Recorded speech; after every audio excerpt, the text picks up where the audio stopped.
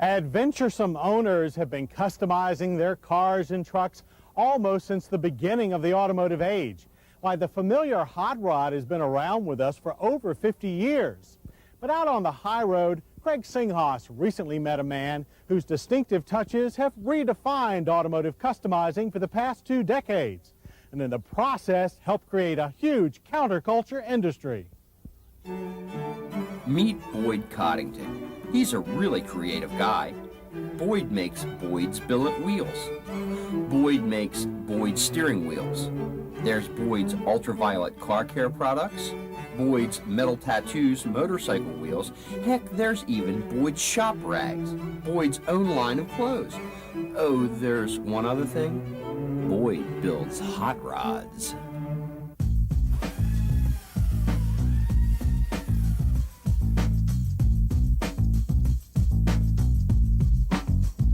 It's got the Cadillac flavor, but it's been changed quite a bit.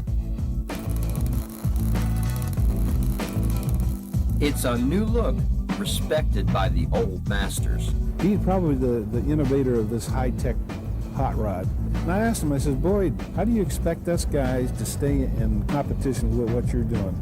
He says, Big Daddy, I thought the same thing about that when you brought the Beatnik Bandit out. When I was about 13 years old, he would go, I don't know if you call it building or piecing them together. You know, it was pretty crude, but that was the first attempt I made. Those crude attempts sustained a hunger for cars and things mechanical. And while pursuing a career as a machinist, Boyd continued to refine his hot rod building skills, skills that one day would lead to paying customers and a business successful beyond his wildest dreams.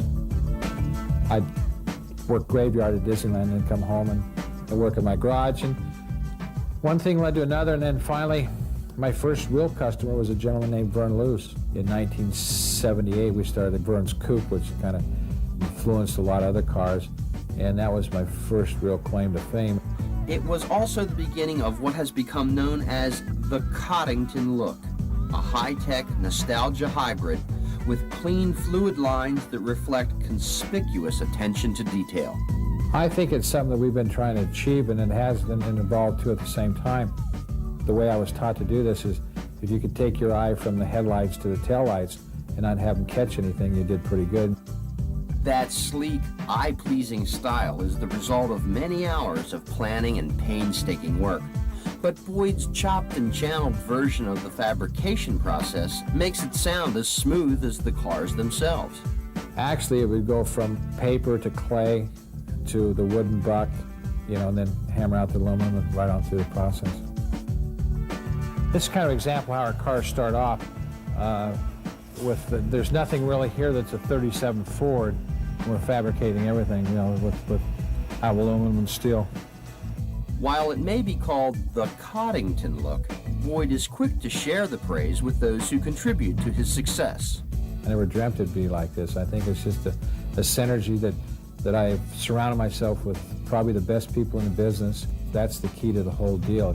That's what drives this company is the people who work for me. They're just an excellent team.